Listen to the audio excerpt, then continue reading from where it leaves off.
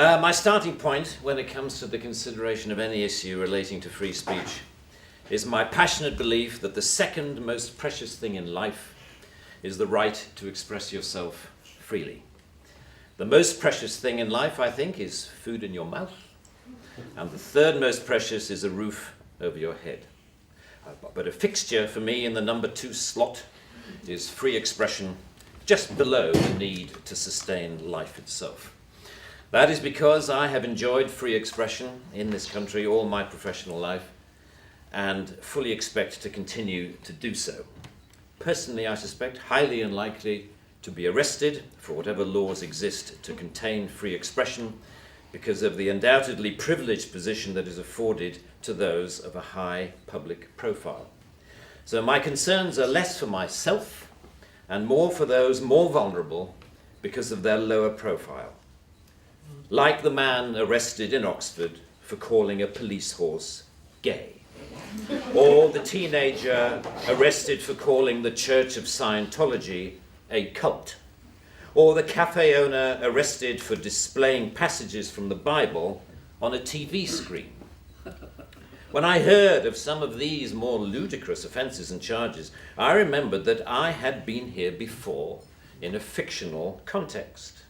I once did a show called Not the 9 O'Clock News some years ago, and we did a sketch where Griff Rhys-Jones played Constable Savage, a manifestly racist police officer to whom I, as his station commander, is giving a dressing down for arresting a black man on a whole string of ridiculous, trumped-up and ludicrous charges. The charges for which Constable Savage arrested Mr. Winston Kadogo of 55 Mercer Road were these: walking on the cracks in the pavement, walking in a loud shirt in a built-up area during the hours of darkness, and one of my favourites, walking around all over the place. He was also arrested for urinating in a public convenience and looking at me in a funny way. Who would have thought that we would end up with a law that would allow life to imitate art so exactly? I read somewhere a defender of the status quo claiming that the fact that the gay horse case was dropped after the arrested man refused to pay the fine, and that the Scientology case was also dropped at some point during the court process, was proof that the law was working well, ignoring the fact that the only reason these cases were dropped was because of the publicity that they had attracted. The police sensed that ridicule was just around the corner and withdrew their actions. But what about the thousands of other cases that did not enjoy the oxygen of publicity, that weren't quite ludicrous enough to attract media attention? Even for those actions that were withdrawn, people were arrested, questioned, taken to court, and then released. That isn't a law working properly.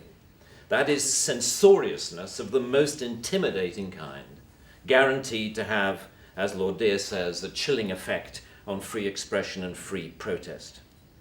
Parliament's Joint Committee on Human Rights summarised, as you may know, this whole issue very well by saying, while arresting a protester for using threatening or abusive speech may, depending on the circumstances, be a proportionate response, we do not think that language or behaviour that is merely insulting should ever be criminalised in this way.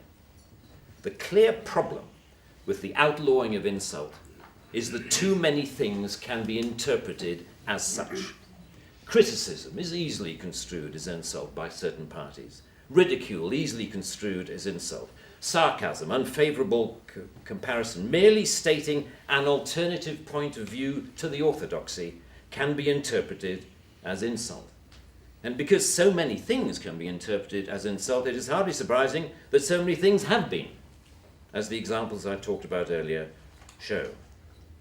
Although the law under discussion has been on the statute book for over 25 years, it is indicative of a culture that has taken hold of the programs of successive governments, that with the reasonable and well-intentioned ambition to contain obnoxious elements in society, has created a society of an extraordinarily authoritarian and controlling nature. It is what you might call the new intolerance, a new but intense desire to gag uncomfortable voices of dissent. I am not intolerant, say many people, say many softly spoken, highly educated, liberal-minded people. I'm only intolerant of intolerance. And people tend to nod sagely and say, oh yes, wise words, wise words. And yet if you think about this supposedly inarguable statement for longer than 5 seconds, you realize that all it is advocating is the replacement of one kind of intolerance with another, which to me doesn't represent any kind of progress at all. Underlying prejudices, injustices, or resentments are not addressed by arresting people. They are addressed by the issues being aired, argued, and dealt with, preferably outside the legal process.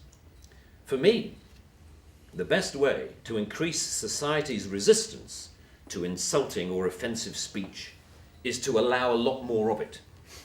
As with childhood diseases, you can better resist those germs to which you have been exposed.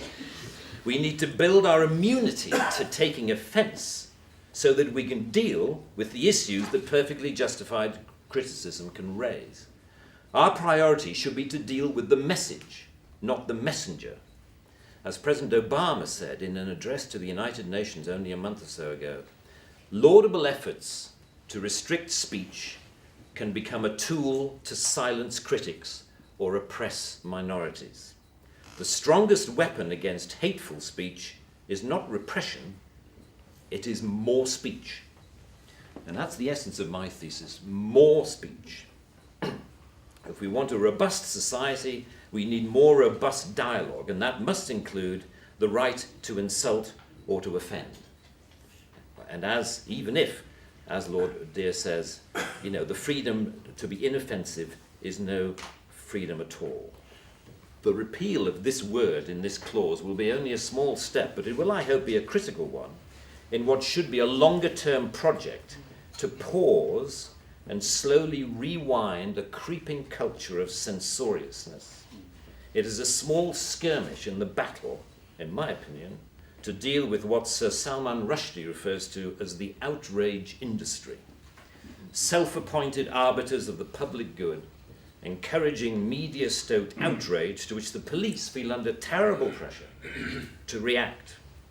A newspaper rings up Scotland Yard. Someone has said something slightly insulting on Twitter about someone who we think a national treasure.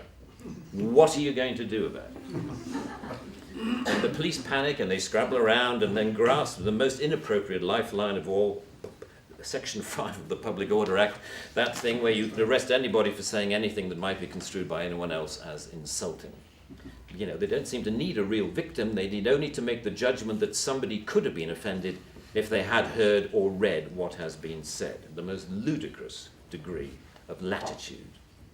The storms that surround Twitter and Facebook comment have raised some fascinating issues about free speech, which we haven't really yet come to terms with.